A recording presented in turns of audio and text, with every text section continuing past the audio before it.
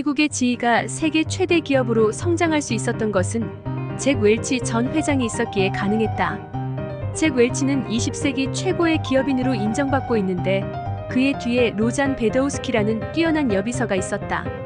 로잔 베더우스키는 1975년 지휘의 비서로 입사하여 잭 웰치 회장을 25년 이상 행정 보조와 스태프로 보좌했으며 그중 14년간은 수석 비서로 활동했다.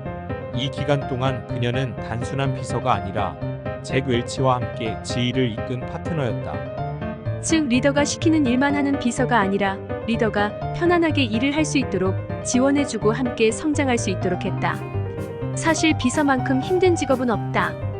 항상 CEO의 마음을 파악해 헤아려야 하고 CEO의 사소한 문제라 할지라도 다른 일과 관련성이 있는지 주의 깊게 살펴야 한다.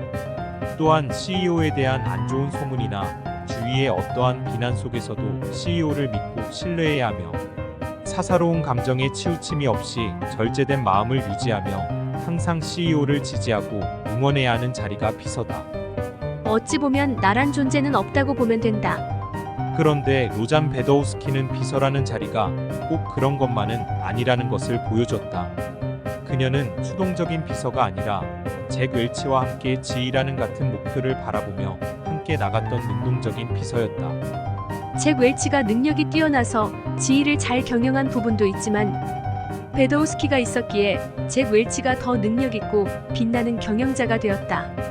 베더우스키에게 우선순위는 항상 잭 웰치였다. 그렇다고 그녀가 자신의 자존감을 잃어버리거나 정체성이 흔들리지도 않았다. 그녀는 잭 웰치가 성공해야 자신도 성공한다는 것을 알고 있었다. 남자는 세상을 지배하고 여자는 그 남자를 지배한다. 잭 웰치가 지휘를 경영했다면 베더우스키는 잭 웰치를 경영했다. 그녀는 항상 리더처럼 생각하고 행동했다. 이를 위해 잭 웰치의 마음을 먼저 이해하려 했고 그가 어떤 생각을 하는지 위기 상황에서 어떻게 해결해 나갔을까 하는 고민을 하면서 자신이 어떻게 행동해야 하고 그 역할을 어떻게 수행해야 하는지 정확히 인식하고 있었다.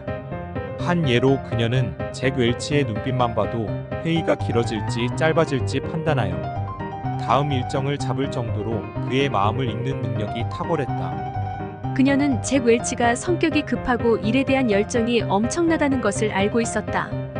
이것은 어느 회사의 CEO들도 마찬가지일 것이다. 단지 그 열정을 공유하고 함께할 수 있는 참모가 있느냐 없느냐의 차이인데 베더우스키는 그 역할을 충실히 잘했다. 그녀는 보고서를 정리할 때에도 모든 내용을 잭 웰치가 30초 안에 파악할 수 있도록 정리했다.